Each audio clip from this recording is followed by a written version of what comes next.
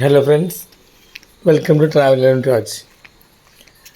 ഞാനിന്ന് ചെയ്യുന്ന video north Paravur എന്ന് പറയുന്നത് എറണാകുളം ജില്ലയിലാണ്. ഇവിടെ വളരെ ഒരു പുരാതനമായിട്ടുള്ളൊരു ക്ഷേത്രമുണ്ട്. അതിൻ്റെ പേര് പെരുവാരം മഹാദേവ ക്ഷേത്രം എന്നാണ്. അപ്പോൾ ഒരു 600-നും 1000 വർഷത്തിനടുക്കാണ് എൻ്റെ പഴക്കം പറയപ്പെടുന്നത്. അപ്പോൾ ഇത് ദൈവങ്ങൾ നേരിട്ട് വന്ന് പണിതാണെന്നും പറയുന്നുണ്ട്. ഇപ്പോൾ നമ്മളീ കാണുന്നതാണ് ഇത് കിഴക്കേ നട. ഇവിടെ കിഴക്കേ നട ശരിക്കും ശിവഭഗവാനെ ആണ് പ്രതിദാനം ചെയ്യുന്നത്. എതിർവശത്ത് പടിഞ്ഞാറ് നടയിൽ പാർവതീദേവി ഉള്ളത്. ഇപ്പോൾ ഈ കാണുന്ന വഴി എന്ന് പറഞ്ഞാൽ നമ്മൾ ഈ അമ്പലത്തിന് 4 വശത്തും പടിപ്പുരവാതിലുണ്ട്. അപ്പോൾ കിഴക്കേ നടയിൽ നിന്ന് വടക്കേ നടയിലോട്ട് പോകുന്ന വഴിയിലൂടെയാണ് ഇപ്പോൾ ഞാൻ സഞ്ചരിക്കുന്നത്. ഇതിലൂടെ ഒരു ബൈക്കും ഓട്ടോറിക്ഷയും മാത്രമേ പോവുള്ളൂ. ഈ പെരുവാരം അമ്പലം ഏകദേശം ഒരു 1.5-2 ഏക്കറിലാണ് സ്ഥിതി ചെയ്യുന്നത്. ഈ 4 വശവും ഇങ്ങനത്തെ വലിയ മതിൽ കൊണ്ടാണ് ചുറ്റപ്പെട്ടിരിക്കുന്നത്.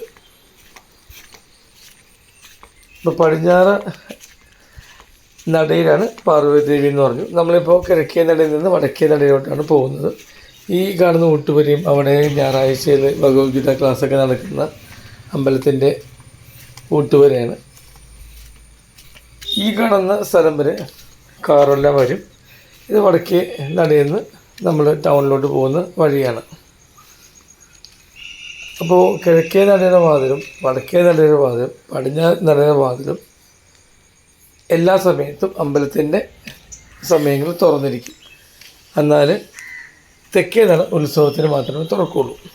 ഇത് കിഴക്കേ നടയിൽ കാണുന്ന ആൽത്തറയാണ്. ഇവിടെ ഒരു അമ്പലത്തിൻ്റെ കുളമുണ്ട്. ഈ കുളം എന്ന് വെച്ചാൽ പൊതുവേ കുട്ടികളും നാട്ടുകാരെല്ലാം ഉപയോഗിക്കുന്നതാണ്.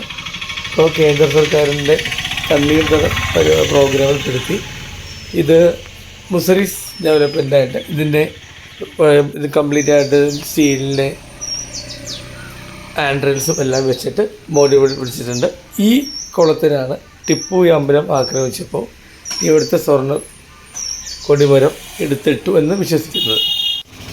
നമ്മളിപ്പോൾ തിരിച്ച് പടിഞ്ഞാറ് നടയിൽ വന്നു. അപ്പോൾ ഇവിടുത്തെ വീഡിയോ ചെയ്യാനുള്ള കാര്യം എന്ന് വെച്ചാൽ ഇത് പടിഞ്ഞാറ് നടയിൽ ക്ഷേത്രത്തിൻ്റെ കുളമാണ്. ഇത് കൂടുതലും ഇവിടെ ഇറങ്ങുന്നത് ക്ഷേത്രത്തിലെ ശാന്തിക്കാരും അതുപോലെ തന്നെ ഇപ്പോഴത്തെ വശത്ത് ജനങ്ങളുമാണ് ഇറങ്ങുന്നത്. ശാന്തിക്കാർ കൂടി പ്രത്യേകം കുളത്തിലോട്ട് ഇറങ്ങാനുള്ള പടികളുണ്ട്. ചെറിയൊരു വെയിറ്റിംഗ് ഷെഡ് പോലത്തെ പഴയ രീതിയിൽ ചെറിയൊരു പടിപ്പുരയുണ്ട്. അപ്പോൾ ഈ അമ്പലത്തിലെ കുളം എന്ന് വെച്ച് കഴിഞ്ഞാൽ 25 വർഷത്തിന് ശേഷമാണ് ഇത് ക്ലീൻ ചെയ്യുന്നത്. അപ്പോൾ ഇന്നൊരു പക്ഷേ അടുത്ത 25 വർഷത്തിന് ശേഷം ഈ കുളം വറ്റിച്ച് നമുക്ക് കാണാൻ പറ്റുള്ളൂ. അപ്പോൾ ഈ കുളവും കേന്ദ്ര സർക്കാരിൻ്റെ പദ്ധതിയിൽപ്പെട്ടിട്ട് അവരത് ക്ലീൻ ചെയ്ത് സൈഡിലേക്ക് ഹാൻഡിൽ വെച്ച് ഇരിക്കാവുന്ന സ്ഥലങ്ങളൊക്കെ ഇവിടെ അവർ ക്രമീകരിക്കുന്നുണ്ട്. അപ്പോൾ അതിൻ്റെ ഭാഗമായിട്ടാണ് 25 വർഷത്തിന് ശേഷം ഈ കുളം വറ്റിക്കുന്നത്. ഈ കുളമാണെങ്കിൽ തന്നെ ഏകദേശ കണക്ക് പറയുകയാണെങ്കിൽ ഒരു 50 സെൻറ്റിനായിരിക്കും ഈ കുളം സ്ഥിതി ചെയ്യുന്നത്. ഈ കാണുന്നതെല്ലാം തന്നെ അതിലുള്ള മീനുകളാണോ ഈ കുളത്തിലെ അന്തേവാസികളാണ്. അപ്പോൾ 8 ദിവസം എടുത്തു ഇത് ഒന്ന് വറ്റിച്ചെടുക്കാൻ. വലിയ മോട്ടർ വെച്ചിട്ട് 2 സൈഡിൽ നിന്നും പമ്പ് ചെയ്തിട്ട് വെള്ളം റോട്ടിൽ കൂടി വിടുന്നതും ഒരു ദുസ്സഹമായൊരു പ്രവൃത്തിയാണ്. കാരണം മെയിൻ റോഡാണ്, ബസ്സുകൾ പോകുന്ന സ്ഥലമാണ്. അപ്പോൾ കുറേ ദൂരത്തേക്ക് പൈപ്പ് വെച്ചിട്ടാണ് അവർ പമ്പ് ചെയ്ത് കളഞ്ഞത്. അപ്പോൾ ഓരോ ദിവസം വെള്ളം പോയ ശേഷമുള്ള കുളത്തിൻ്റെ അവസ്ഥയാണ് ഈ വീഡിയോയിൽ ചെയ്യുന്നത്. മെയിനായിട്ട് ഇത് ചെയ്യാനുള്ള കാര്യം എന്ന് വെച്ച് കഴിഞ്ഞാൽ ഇനി അടുത്തൊരു 25 വർഷം കഴിഞ്ഞായിരിക്കും ഇത് പറ്റിക്കുന്നത്. അപ്പോൾ ആർക്കെങ്കിലൊക്കെ ഇത് കാണാൻ പറ്റുമെങ്കിൽ നല്ല കാര്യമില്ലെന്ന് ഓർത്താണ് ഈ വീഡിയോ ഇട്ട് പോസ്റ്റ് ചെയ്യാനുള്ള കാരണം. ഇതിപ്പോൾ 5-ാമത്തെ ദിവസം വറ്റിച്ച ശേഷം 6-ാം ദിവസം രാവിലെ കുളം വറ്റിക്കൽ തുടങ്ങുമ്പോഴുള്ള കുളത്തിൻ്റെ അവസ്ഥയാണ്.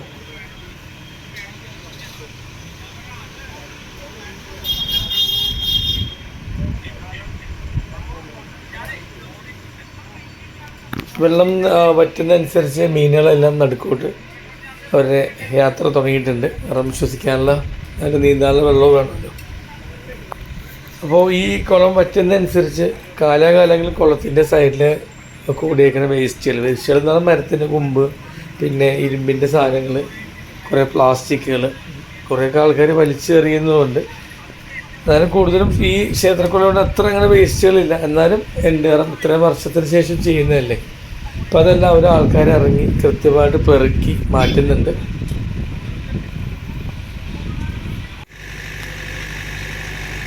ഇപ്പോൾ 7ാമത്തെ ദിവസം രാവിലെയാണ്. 7ാം ദിവസം ആകുമ്പോഴേക്കും ഏകദേശം വെള്ളം കംപ്ലീറ്റ് തീർന്നു എന്ന് പറയാൻ കുറച്ചേ ഉള്ളൂ. അപ്പോൾ ഇതിൽ മീനുകളാണ് വേറൊരു പ്രശ്നമുള്ളത്. കാരണം ഈ മീനുകൾ ഇതിന് മുമ്പത്തെ പ്രാവശ്യം മീൻ കുറേയൊക്കെ ആൾക്കാർ പിടിച്ചിട്ട് പോയി, കുറേ ലേലത്തിൽ പോയി എന്നൊക്കെ പറയുന്നുണ്ട്. ഈ പ്രാവശ്യം ഒരു നല്ല കാര്യം ചെയ്തിരുന്നു. വലിയ 2 ബേസിനെടുത്തിട്ട് ആ ബേസിനിലോട്ട് വെള്ളം നിറച്ചിട്ട് ഈ മീനുകളെ മാറ്റി ഈ കുളത്തിൻ്റെ ക്ലീനിങ്ങിന് ശേഷം പതിയെ ഉറവ് വന്ന് വെള്ളം പഴയ പോലെ ആകുമ്പോഴേക്കും തിരിച്ച് കുളത്തിൽ തന്നെ ഈ മീനുകളിടാൻ തീരുമാനത്തിലാണ് ആൾക്കാരെത്തിയിരുന്നത്. പിന്നെ സംഘാടകരെത്തിയത് നല്ലൊരു കാര്യമാണ്. കാരണം മീനുകൾക്കാണെങ്കിലും അതിൻ്റെ സ്വന്തം വീട് അല്ലെങ്കിൽ കുളം ഇവിടെ തിരിച്ചു പോകാനുള്ള അവസരവും അങ്ങനെ കിട്ടുന്നില്ല.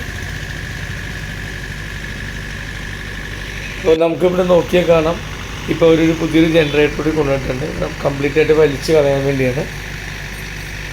ഏകദേശം ഒരു 12ഓളം ജോലിക്കാരും കൂടെ കുറച്ച് നാട്ടുകാരും കൂടി ഇതിലിറങ്ങിയിട്ടുണ്ട് അവസാനത്തെ ക്ലീനിങ്ങിന് വേണ്ടി. ഈ കാണുന്ന ഏരിയ എല്ലാം ഇത് കഴിഞ്ഞിട്ട് അവർ സ്റ്റീലിൻ്റെ ഹാൻഡ് റെയിൽസ് വെക്കുന്നുണ്ട്. ഇരിക്കാനുള്ള സ്ഥലങ്ങളും ഫ്രണ്ടിലത്തെ കുളത്തിൽ ചെയ്ത പോലെ എവിടെയും ചെയ്യുന്നുണ്ട്.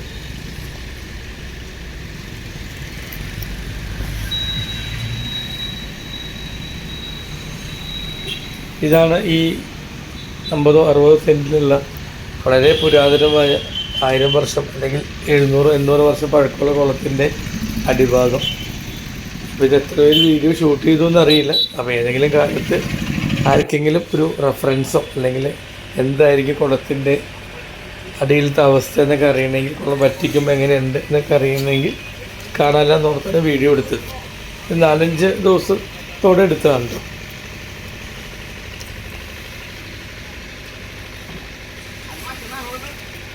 ഇനി നാട്ടുകാരെല്ലാവരും അതിൽ കുട്ടികളൊക്കെ വളരെ ആകാംക്ഷയോടെയാണ് ഈ വെള്ളം വറ്റുന്നതും കുളത്തിൻ്റെ അവസ്ഥ അടിഭാഗം എങ്ങനെയാണെന്ന് കാണാൻ വേണ്ടി വെയിറ്റ് ചെയ്യുന്നത്. ഒരുപാട് നല്ല ജനങ്ങളുടെ പങ്കാളിത്തം ഉണ്ടായിരുന്നു.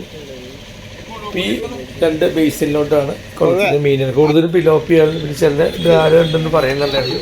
ഒരു ഗോൾഡ് ഫിഷ് ഉണ്ടായിരുന്നു വലുത്.